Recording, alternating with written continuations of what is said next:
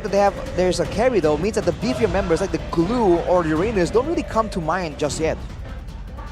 So do you think that Arlet is fixed for Rasi? Not yet. Not yet. And that's what they're trying to use. Alright.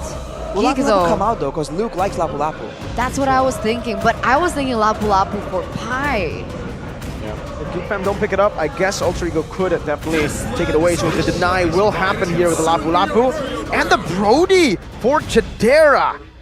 I like this, man. They want to try to now maybe play for the Brody. Strong side Chidera, something we haven't seen in a while. Up against the carry, this is pretty good. With the backup of the Minotaur and the Roam potentially coming in from the Vexana and Fredrin as well, even the pressure from the other lanes will be quite mitigated for the side of Geek. So for Alter Ego, the final pick right here to lock everything in, without the Lapu Lapu, Terizla, Yuzong, Yuzong, or Ruby. Ooh, but so Does much Glue anti-CC. not work? oh Glue, Blue could actually work, yeah. Blue would be a pretty solid Terizla, pick. okay. Okay.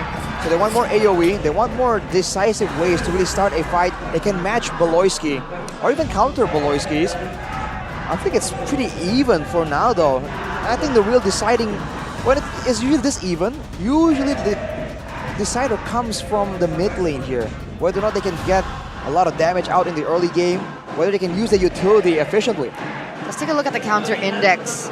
0.5 in favor of Alter Ego. Ooh.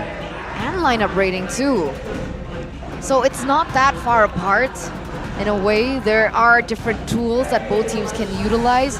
In the late game, there's definitely some prowess in Alter Ego because they have the Arlet and the carry, but in the late game, Geek also has the Vexana. So to close this out, ladies and gentlemen, the story of family for both of these teams. The Geek community, the family values in Alter Ego. Let's see whose values come out on top as we go and dive into the Land of Dawn for the final game of day number 2 of MPL ID Season 13. It's time for Hazel and Taz to battle it out once again. And so far this series, it's been Hazel who's been coming out on top when it comes to that retreat battle. Let's see if Taz can turn it around because Taz has had an amazing first 2 weeks. Could it be possibly the time for Hazel to take that spotlight? Taz ran out of fuel to try and make the plays happen. Now in the mid lane against a Vexana though, it's gonna be a bit more difficult. And I can oh, actually, Taz was able to get the litho right there.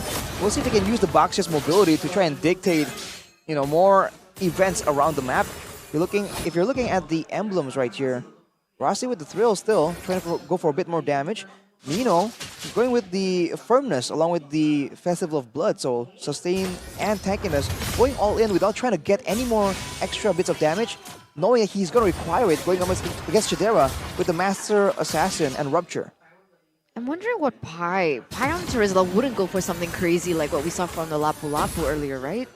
Fury Hammer is as crazy as it gets, I think, for the Terizla. And you don't really need a lot more, because even with just the emblem, you sustain a lot more HP than you would think actually, even without like a Bloodlust Axe. So going for more tankiness is a lot more valuable. And HP pool also does well for the Terizla due to the passive, right? When you can take less damage, the less HP you have. Look at that rush though. Dreadnought armor straight, doesn't even go for any boots. 0 mobility right now, but Dreadnought armor. So he knows he's going to be part of a fight very soon. Almost like it's right on cue right here, but Cry does show himself doing some poke damage. Is it going to be another full-on head-on collision? Because I think Geek Fam have more AoE to try and stun up. Rossi in the back. Oh, 2-man stun. Eternal Guard locking him down. Penalty zone. Dodge away from Luke in the midst of it all. Still with the Raven Spider. Locking Luke down. And Luke jumps in over to Taz. First blood over to Paido. Luke doesn't get enough damage on the Taz. The Curse Blast right there. Used up already. And now it's going to be Hazel who's caught isolated. The big bump doesn't happen in Pi. Woo. He doesn't have the craziest of builds. Not a bit of damage at all. But the Dreadnought armor has given him enough. That's a triple from Sirpai. That's insane. It's only been like a few seconds into the game and already for the first neutral objective, Pi creates a statement that big. However, Geek Fam was still able to secure the neutral objective.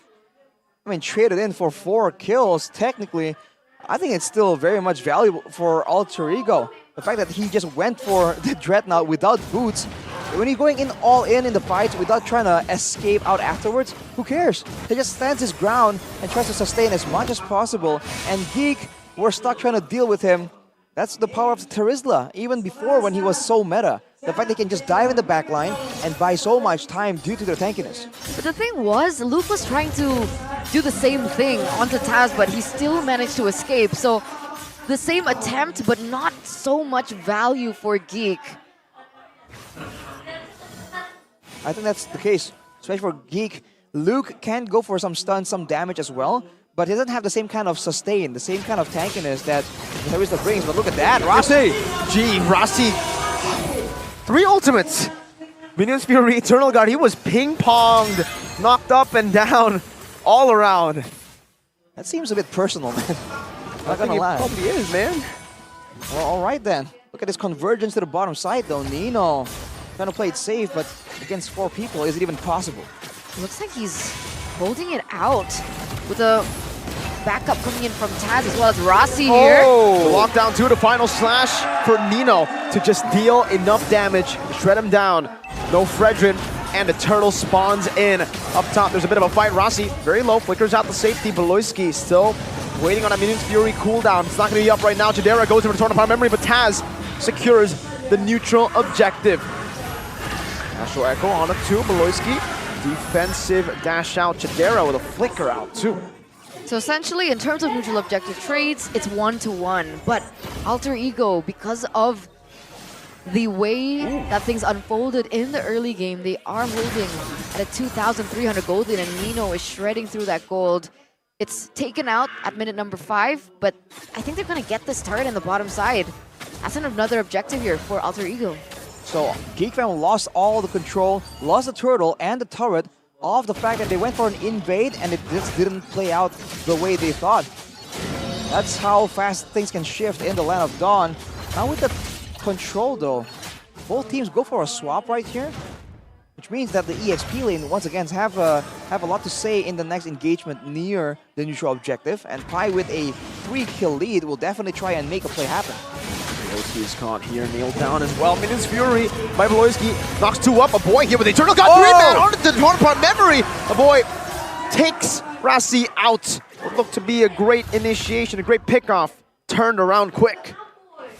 More damage over time for the side of Alter Ego. The burst coming from Geek Fam though, what allows them to really turn it around. A boy on the Vexana rushing the Enchanted Talisman, so he wants more spells out instead of the damage, knowing that, you know, with all these fighters around, there is enough damage to supplement the crowd control that he can bring out.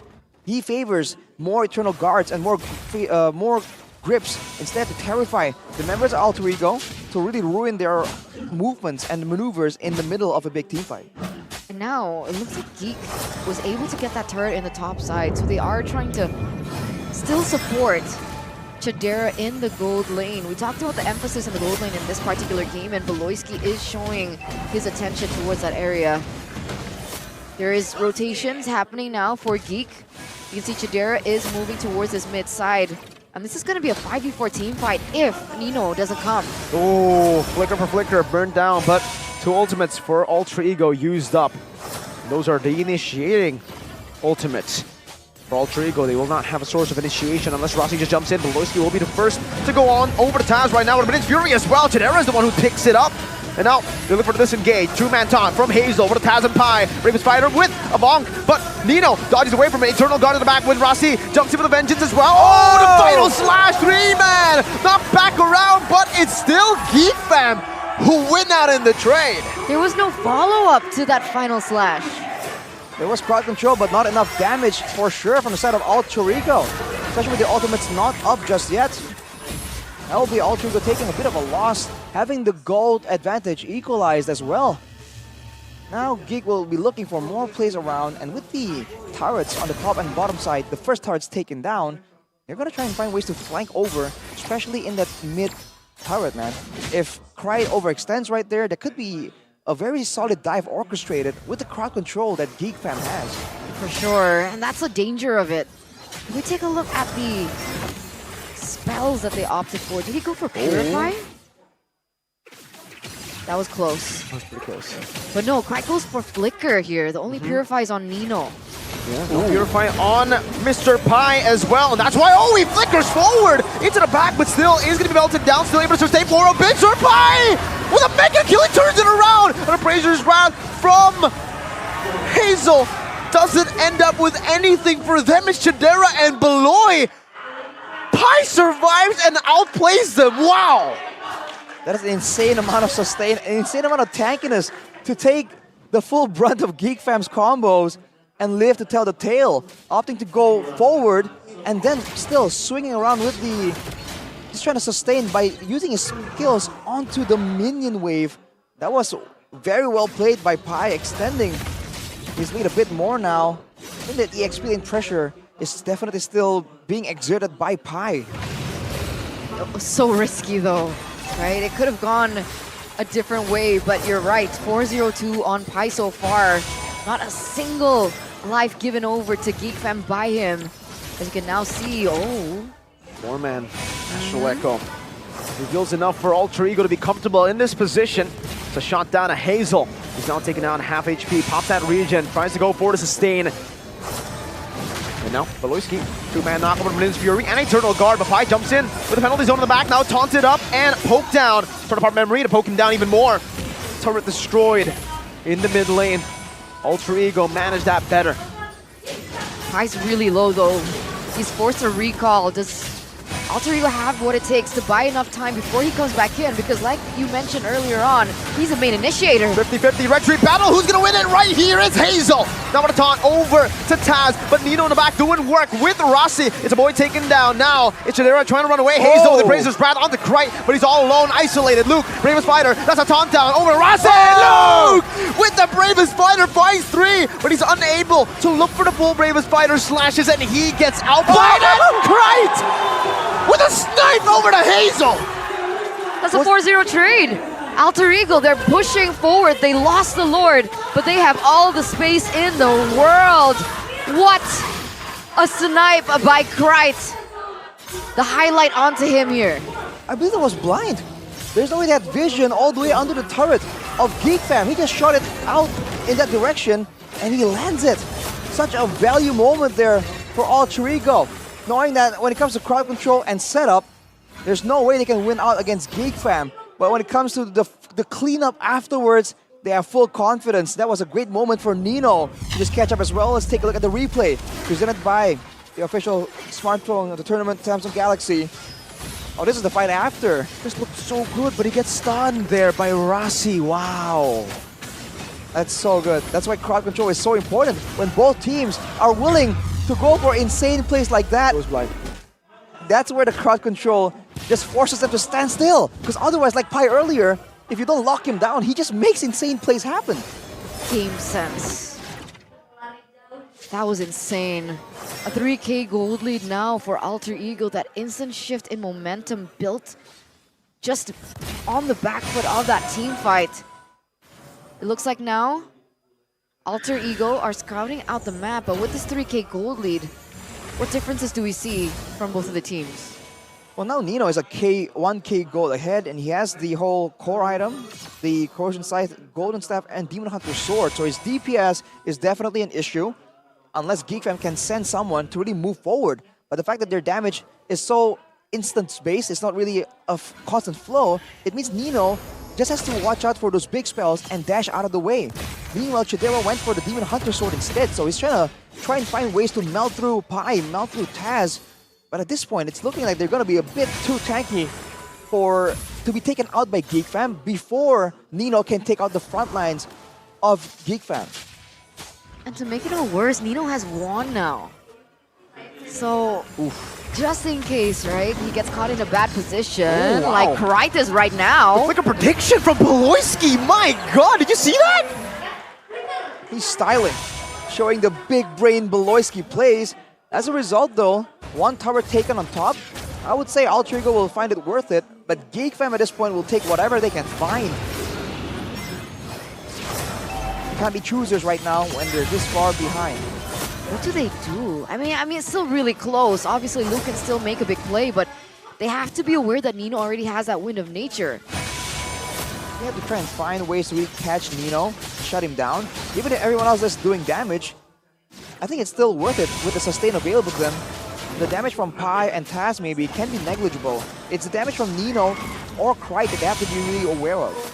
That's the thing. A boy needs to find a position, I guess. I guess he's the saving grace here against Nino. Try to burst him down, get him low enough to zone him out of this team fight, but Krite goes in. Oh, no final slash. Beloyski looking for an opening right now.